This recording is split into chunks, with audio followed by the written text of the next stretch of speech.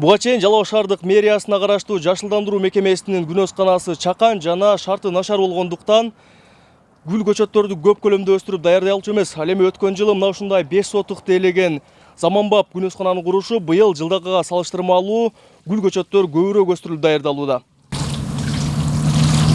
Ермамат Жуманазаровдун Жалал Абад шаардык көрктөндүрүү жана жашылдандыруу мекемесинде иштеп жатканына 10 жылдан аштыр. Ал учурда мекеменин күнөөсканасында гүлдүн көчөттөрүнө кам көрүүдө. Эртемес как 8'de келебиз. 8'de иштеп баштайбыз. Азыр ушу отоп, карап, бардыгын ушу карабасаң от басат. Отун отоп, күндө келип, сары чурмогун алып, терип, суарып, керелден кечке ушунун ишин иш кылабыз. Буга чейин жашылдандыруу мекемесинде таандык 2 сотуктай күнөөскана болгон. Ага гүлдүн уругу аз себилгендиктен шарга эгилчү гүлдөрдүн басымдуу бөлүгүн башка жактан сатып келишчү. Андан арылуу максатында өткөн жылы миллион сомго чукул каражатка күнөөскана курулуп, быйыл ага 22 түрдөгү миллион даанадай гүлдүн көчөтү өстүрүлүүдө.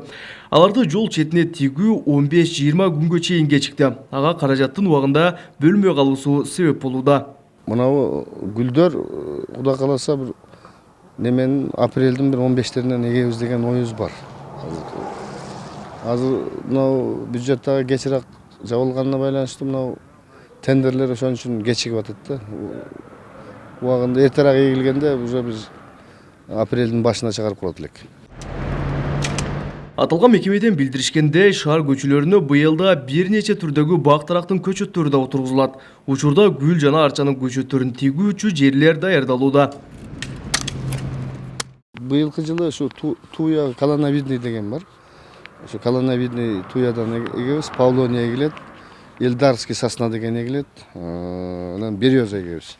Быйыл эмнегедир Жалал Абад шаарын жашылдандырууга жана көрктөндүрүүгө каражат аз бөлүндү. Тагыраагы жергиликтүү казынадан 18 миллион сом каралган. Бул сумма өткөн жылга салыштырмалуу 5 миллион сомго аз. Кабылбек Учкунбай уулу, Тынчбек Доолдаев, Жалал Абад облусу.